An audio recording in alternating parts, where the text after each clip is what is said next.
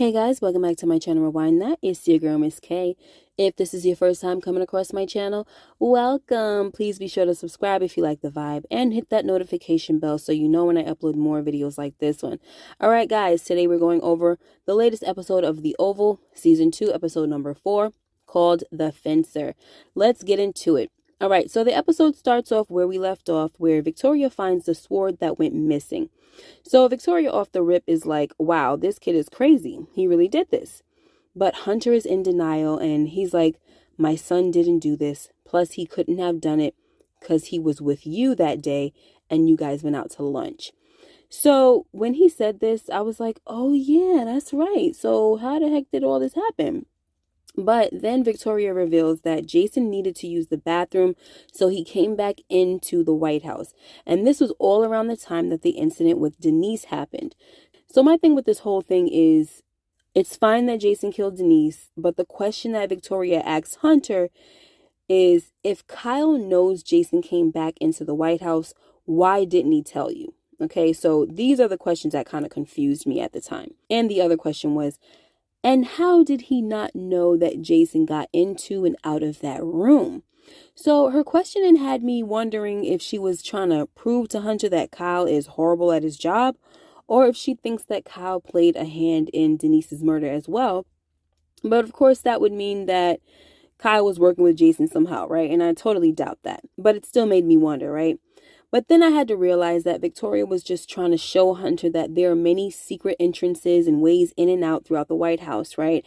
And Jason, who loves to explore, would find those ways out, right? He would discover those ways, which is the reason why it's possible for him to get in and out of the room without Kyle knowing.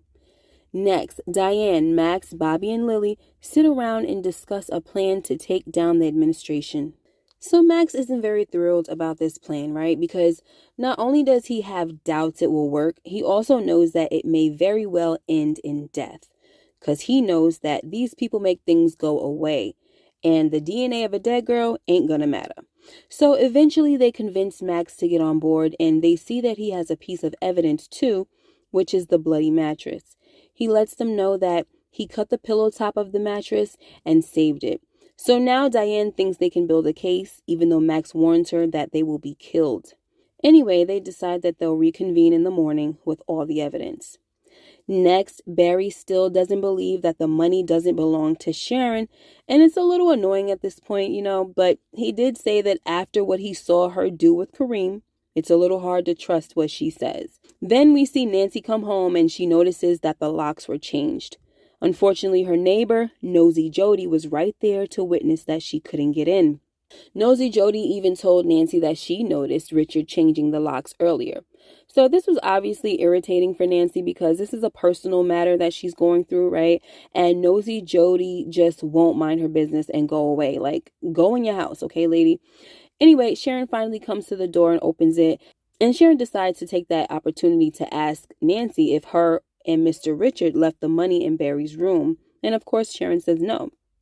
Then Nancy goes upstairs to her bedroom just to find that Richard has locked the door there as well. Next, Sam goes home to find his clothes on the floor in the hallway. So he goes in his room and he tells Priscilla that he knows she's up because she's a light sleeper and they need to talk. So she gets up and Sam begins to explain the situation, and he told her the whole truth, guys, okay? And I really felt uncomfortable for him. Anyway, what I didn't know was that Victoria actually made contact with his member, okay? So according to Sam, Victoria got on her knees, and I guess she was able to get a few licks in before he stopped her, right? Because Sam said it was only a few seconds, right? Or not, I don't think he said a few seconds. He said a second, and that's when he stopped her. And that is something that I did not know, guys. I thought he stopped her, like, soon as she went down, like he pulled her up, like, but whatever. Anyway, of course, Priscilla is through the roof, and she says again that she's going to poison Priscilla and kill her. And this definitely puts Sam in a compromising position because he's head of security, right? Anyway, before we move on, it's really weird for me to see Priscilla acting crazy like this, She's tapped into a little ghetto side, she's calling Sam a nigga, cursing at him left and right. And don't get me wrong, please, okay? Because when I get mad, honey, the hood definitely comes out, okay? So I understand. It's just weird for me to see Scylla like this, because up until now, we've seen her be so professional and poised, you know? Anyway, next we see Sharon on the couch because she decided that she wasn't going to sleep with Barry after being constantly accused. So then Kareem calls and he tells her that he hired some new help in the pharmacy. So before we move on with that, I wonder what kind of drama this new worker is going to bring, right? Because he's on the opening credits and we do see him in the lineup with everyone when the show starts, okay? Anyway, Sharon tells Kareem that he can tell her all this stuff in the morning, you know, like, why are you calling me now? And my thing is, yeah, you say that now, but you the same one who answered the phone, Sharon, okay? And you had no business answering Kareem's phone call. So for me, if Sharon is still answering Kareem's phone calls, then Barry really has no reason to trust her, you know what I'm saying? And seriously, she still works with the guy, so it just makes everything so much more complicated. Anyway, when Sharon told Kareem that her pregnancy test came back negative, I was wondering if she was telling him the truth. But we will find out sooner or later, won't we? Also, I like to say that Sharon was definitely saying too much during this phone call. All right, she let Kareem know that her and Barry aren't having sex right now because he's mad at her about everything. And it was just too much, you know? She's supposed to be keeping her distance from this guy. Anyway, Sharon hears Barry come down and lets Kareem know that he's coming, right? So she has to go. But Kareem tells her not to hang up the phone. Like, no, don't hang up, don't hang up. And I'm like, why? With your messy self. Like, you want her to get caught? You want to stir up drama, don't you? All right, so Barry gets to the living room and he tells Sharon that he's sorry about earlier and wants her to come back to bed. But Sharon was like, I ain't trying to hear it, okay? Go back to bed before you say something you regret, because I'm not taking no more of your crap tonight. So I'm like, girl, say something you regret. Like, what are you talking about? The man is trying to apologize. So, you know, Barry goes back to bed with his tail tucked between his freaking legs. Next, Max and Bobby continue to talk about their plan to take down the administration. And even though Max is down now, he doesn't believe they're going to make it out alive. But Bobby thinks they will, as long as they play it smart. So now Lilly, she overhears part of their conversation and she comes out and she was acting like she wasn't listening, right? And she tells them that she has an idea. So her idea or plan is that she's going to go back home to Don. But Bobby was adamant, like, no, I don't want you doing this. He tried to kill her. You know, he wasn't feeling this plan because he doesn't want Lilly to get hurt, right? But Max says it's a smart plan because Lilly will be able to get some information. Like, she's sleeping with one of the guys that has most of the info, right? And who's making all the orders. Next, Kyle tells Don that Diane has resurfaced on the grid and the plan is to delay killing her for now because, you know, it's hot, right? It would look too suspicious. Instead, he's going to find out where she's going and who she's working with.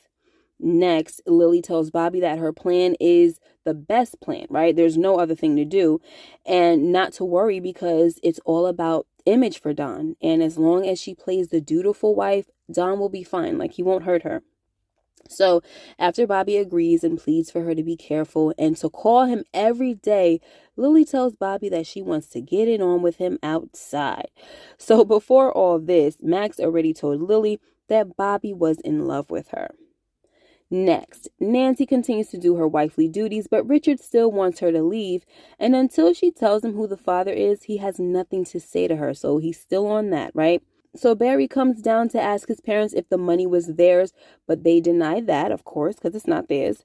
But Nancy realizes that the shoebox belongs to Ruth. So they all figure that someone had to break into their home and plant the money there, along with the knife.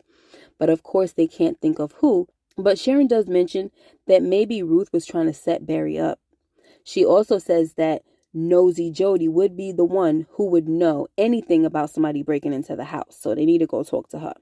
But my thing is, if Nosy Jody did see this, why didn't her nosy behind say anything? You know what I'm saying? Because then that would make me suspicious of her. Anyway, that's the real question, right, guys? All right, so now Richard leaves to go to work and Nancy leaves as well. So Barry says to Sharon, if this stuff is true, then it's crazy. So Sharon says, yeah, and you can start with an apology. So Barry was like, don't you got to go to work?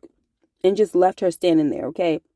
And I didn't think he was wrong for this, guys, because he already tried to apologize to her for this very thing last night.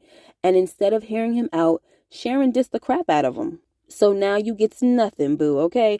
And in Barry's mind, he was probably like, girl, I already tried to apologize to you, okay? Or I already did, so go somewhere. Go head on.